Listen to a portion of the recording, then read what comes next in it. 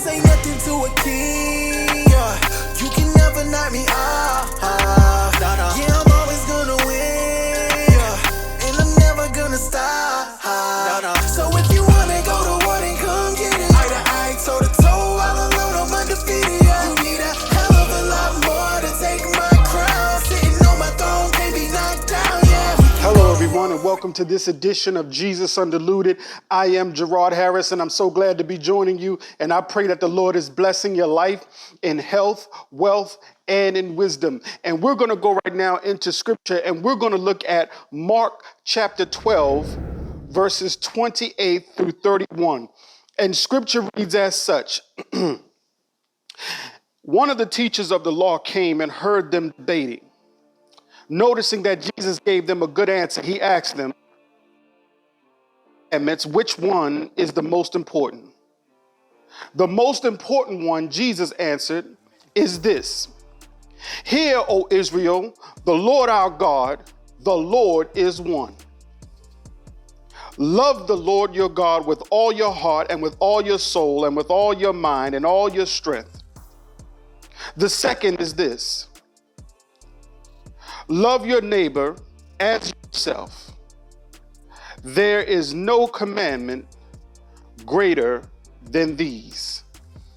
And I want to preach using as a subject, kicking off our new series, Christo-Therapy, Part 1, I'm not a doormat.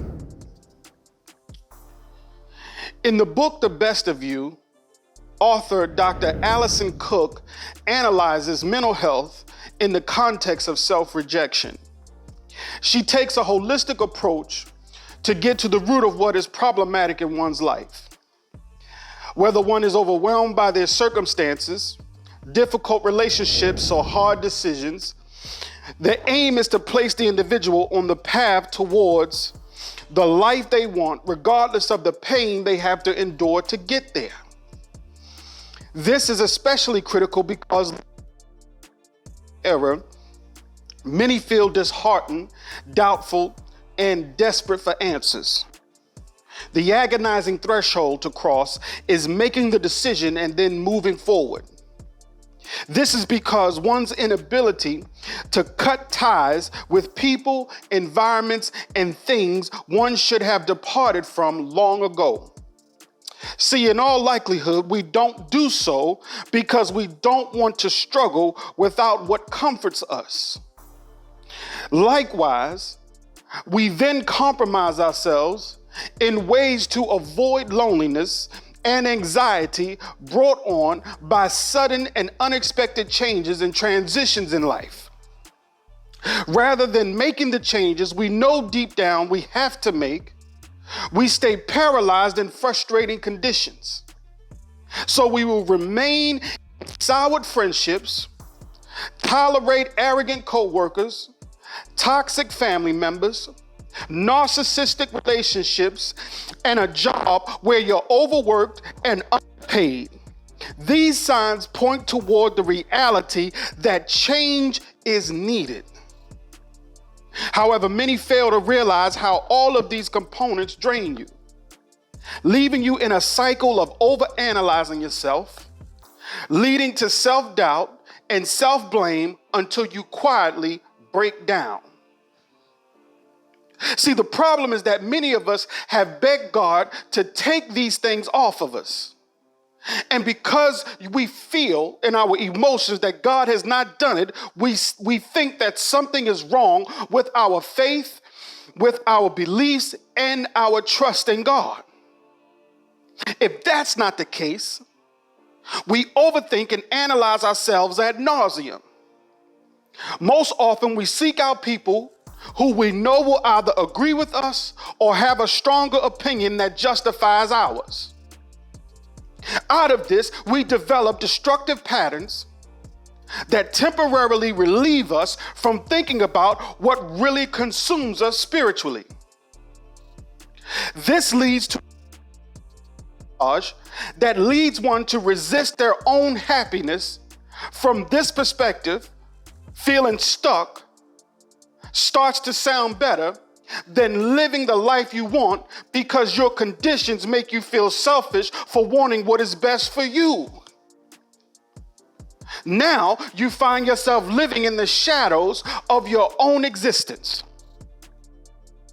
Discomfort of fear and uncertainty forces you to shy away from your own needs and desires by turning towards people pleasing.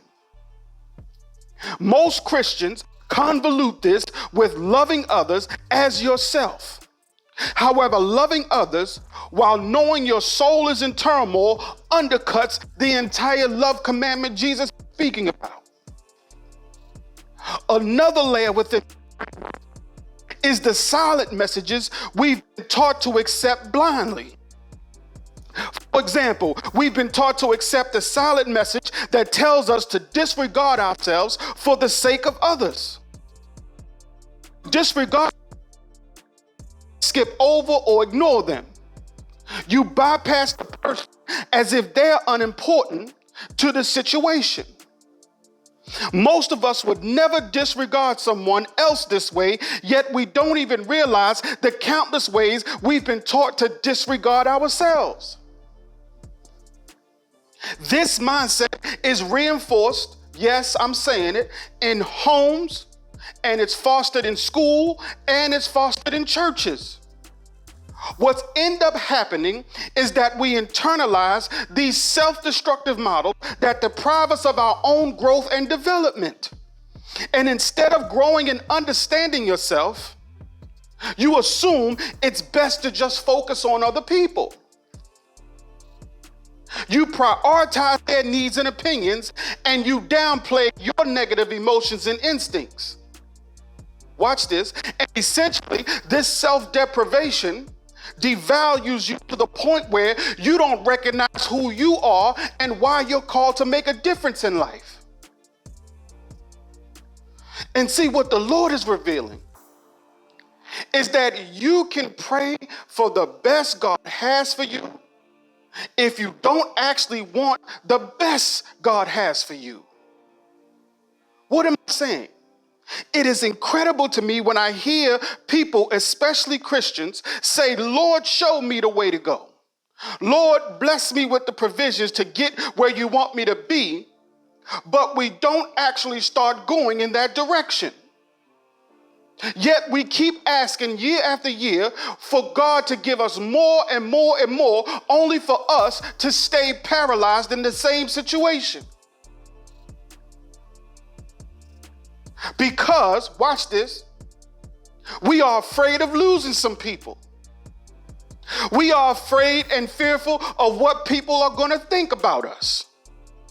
If not, we are so scared of what people think, we are terrified of what might go wrong when most of us are dealing with now has already gone as wrong as it can get. So you have already accomplished the worst of which you already thought. And this is why we have to stop trying to manifest these ideas while not being spiritually filled and empowered to bring them to pass in the positive way.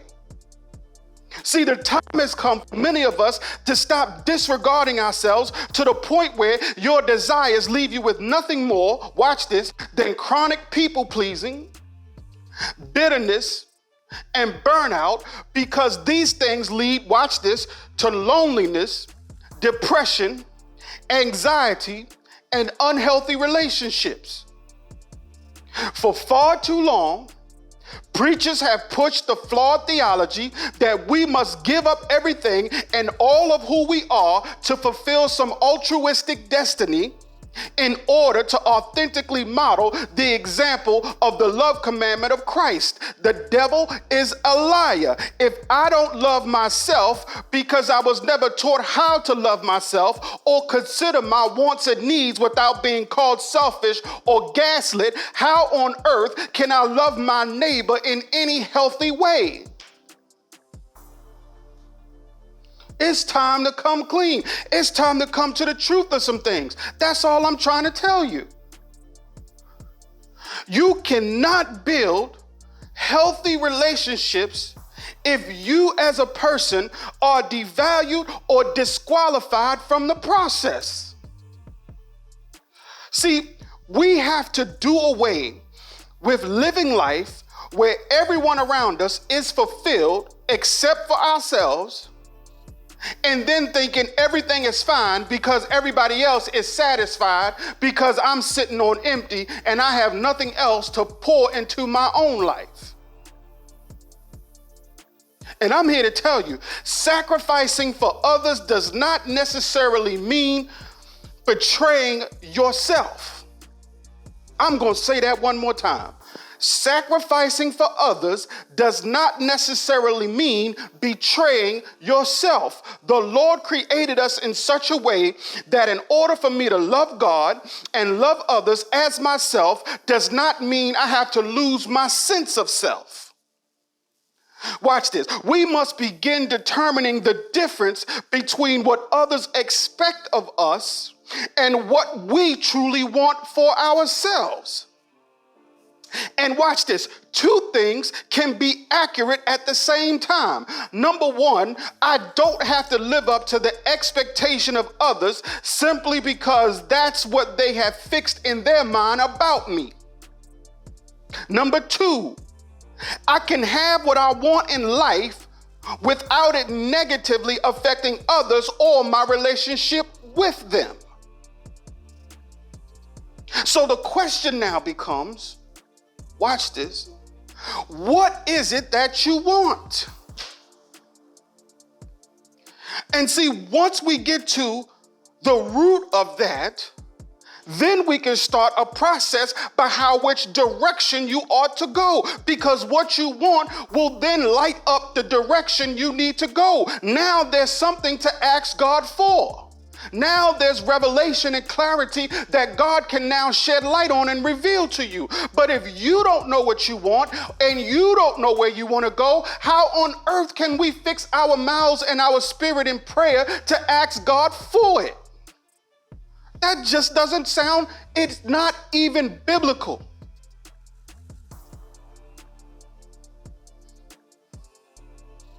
Many of us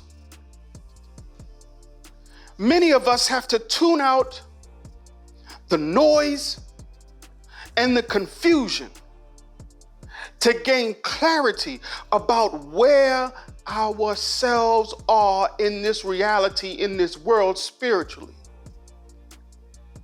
We have invested all the time. Some of us have invested money, spiritual energy, mental energy, physical energy, in trying to preserve relationships that some of you already know God told you to leave a long time ago. Friendships and toxic family members God told you to separate yourself from a long time ago. People gaslighting you and making you think you're crazy when you know what you see and you know what God has already revealed to you, but yet you keep falling for the same okie doke and they keep feeding you the same lies. The devil is a liar. No, it's time. The day of retribution is here. It's time for us to put away these petty emotions, these petty mindsets, these petty attitudes, and really get grounded and rooted in who God called us to be. Because otherwise, the only thing we're doing is wasting our time. Dead relationships, dead friendships, dead situations, dead environments. And we wonder why we are drained and burnt out. It's not a coincidence and it's not an accident. It's because we have failed to move while everything else we are empowering to move around us. But we have nothing left because we give everything to everybody. So the burnout shouldn't surprise any of us. And if this pandemic has not made you think about what really matters most in your life, then God knows you'll never, ever think about it if that has not forced you to do that. I'm here to tell you.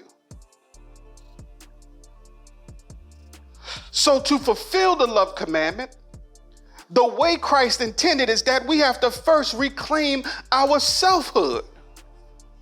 What do I mean by this? Selfhood is a psychological term that refers to your individual identity, your you-ness. It's what makes you a distinct person from everyone and everything around you. Now watch this. Let's break this down. Selfishness says it's all about me. Selfhood says it's about you and me. Watch this now.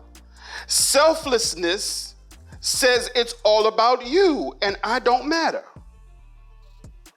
Now, let's look at it a second way. Selfishness says my wants and needs come first. Selfhood says expressing what I want and need helps me forge healthy relationships with others. Selflessness says my wants and needs don't matter. I hope you stay with me. Let's look at this a third way. Selfishness says I pursue what I want no matter who gets hurt.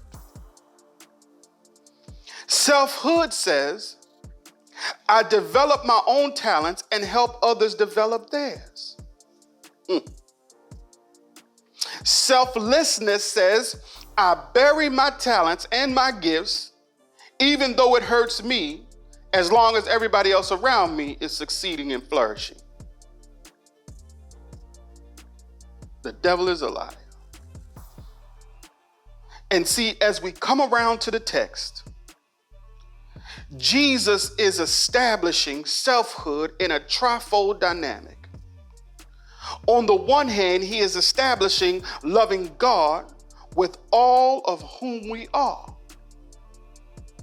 On the other hand, he commands us to love our neighbor as ourselves. Now watch this. The latter of that clause is what many of us as believers seem to omit. Jesus clarifies that it is impossible to love anyone as yourself if you don't love yourself. And this is where selfhood must permeate the context of our beliefs, which leads to healthy demonstrations of love, which then produces and flourishes healthy relationships. Watch this now. Selfhood is necessary to establish healthy relationships lived out by your potential and creates the life you desire. It's not being selfish, and it's also not being a doormat. And we must reject being a doormat disguised as selflessness, because Jesus Christ was not a doormat. And being a follower of Christ is not subjecting yourself to being a doormat. Most believers and preachers portray Jesus as a doormat. For example, many presume Jesus to be a loving yet weak pacifist who allowed himself to be killed because they were tired of him talking about this crazy relationship between the oneness between him and God. And those who adopt this framework, of whom Jesus is most likely carrying a theology, watch this, driven by guilt, punishment, and fear. And see, over time, your theology makes you a doormat by prioritizing people's opinions and acceptance, forsaking your authentic self.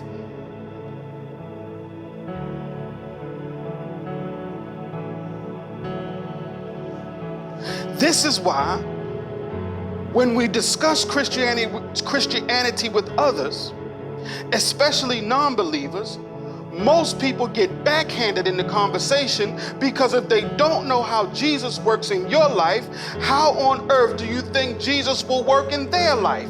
And if you can't explain it, it's hard to entertain it. See, it's one thing if you can point to how Jesus is working things in your life and your life is flourishing and working for you. But it's another thing when your life looks worse off than the person you're talking to, and you have the nerve to make them feel like they ought to be living the way you're living and they're living better than you without Jesus. Two. We need to come on around to the truth. Now watch this. Selfhood. Selfhood is centered on the fact that we are created in God's image. That's Ephesians chapter 2, verse number 10. One psychologist put it this way: Christ exemplifies the archetype of the self. A lot of preaching and faith communities focus on Christ's selflessness, but the idea is often misconstrued. The selfless acts of Jesus were always rooted in the clarity he had about who he was and his larger purpose. Jesus' example is very different from the kind of selflessness that comes from not knowing who you are. So in other words, a strong sense of self allows you the freedom to live in the power of who you were created to be.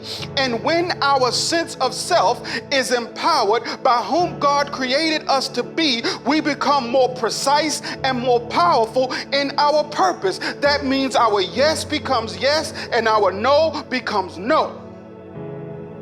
And by this measure, we establish healthy boundaries. Watch this. I'm going to give you some biblical principle behind this, because I know a lot of people have been overly critical, saying that, where's the sound doctrine, as if they know what that means. But I'm going to go ahead and address it in this one. Jesus' yeses. Watch this. Jesus said yes to choosing friends carefully. That's Luke chapter 6, verse 12 through 16. Jesus said yes to honoring his emotions. That's John chapter 11, verse 35, Mark chapter 3, verse 5, and Luke chapter 22, verse 44. Jesus said yes to developing his potential. That's Luke chapter 2, verse 46. Jesus said yes to his purpose. That's Luke chapter 4, verse 18 through 19. Jesus said yes to sticking to his convictions. That's Luke chapter 4, verses 1 through 13. Watch this. Now let's talk about Jesus' no's. Jesus said no to being on all the time. That's Matthew chapter 14, verse 23 through 24. Jesus said no to pleasing and performing. That's Mark chapter 15, verse 1 through 5. Jesus said no to toxic behavior. That's Matthew chapter 23, verse 13 through 36, and Luke chapter 11, verse 37 through 54. Jesus said no to manipulation. That's Matthew chapter 4, verse 1 through 11. See, Jesus, in the context of denying oneself, distinguishes the difference between denying your selfishness and denying your selfhood. Watch this now. Denying your selfhood is to deny who God created you to be, which is why selflessness cannot be our sole purpose for belief. Now I want you to go back and look at the Love Commandment. It says in verse 31, I'm at verse 31. The second is this: love your neighbor as yourself. And watch this, watch how he seals it. There is no greater commandment than these. He does not omit the person doing the loving of their neighbor and forgetting themselves. And watch this, this is gonna mess you up.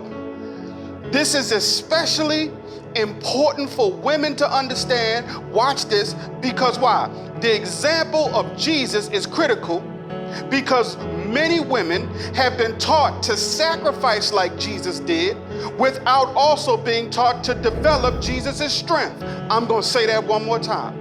The example of Jesus is especially critical for women to understand because have been taught to sacrifice like Jesus did without also being taught to develop Jesus' strength. Watch this. Therefore, in order to love and lead others, you must develop a strong sense of self. You cannot be an emotional basket case talking about you gonna lead a ministry or a church or anything with God's name on it.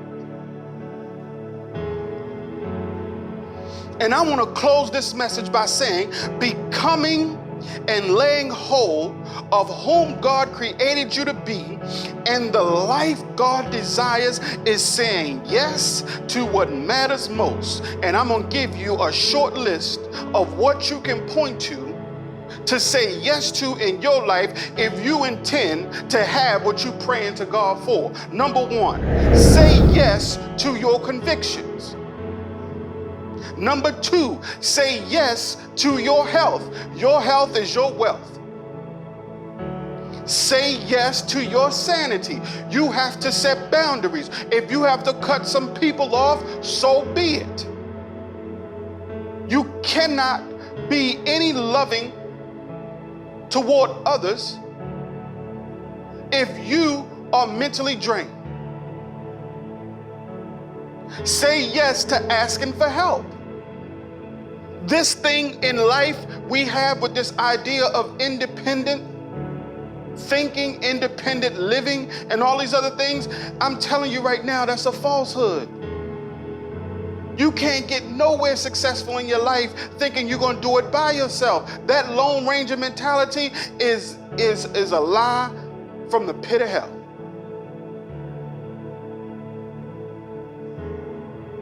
All right? Say yes to healthy boundaries. Why am I saying this? Because we have to have room left in our lives for ourselves. If everybody consumes every part of your life and there's nothing left for you, then all you're going to do is burn out. You can guarantee it. You can put a watch on it. It's only a matter of time before you burn out. And lastly, say yes to your gifts and talents. I don't understand, why is it that we think that if we use our gifts and talents that somehow we are doing too much or trying to be something we're not? You know what you're gifted and called to do.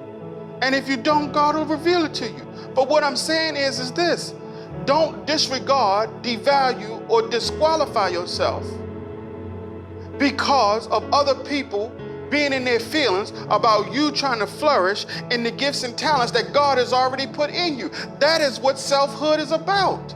And selfhood is not the denial of what you bring to this earth.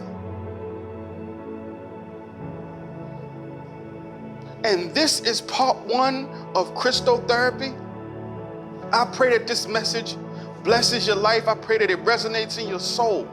I pray that this message is therapeutic for you. And as we say here at Live, Love, and Serve Ministries, live the life that God has destined you to live. Love as Christ commands you to love, and serve as the Holy Spirit compels you to serve. I am Gerard Harris. This is Jesus Undiluted Season 4, and I'll see you next week. God bless.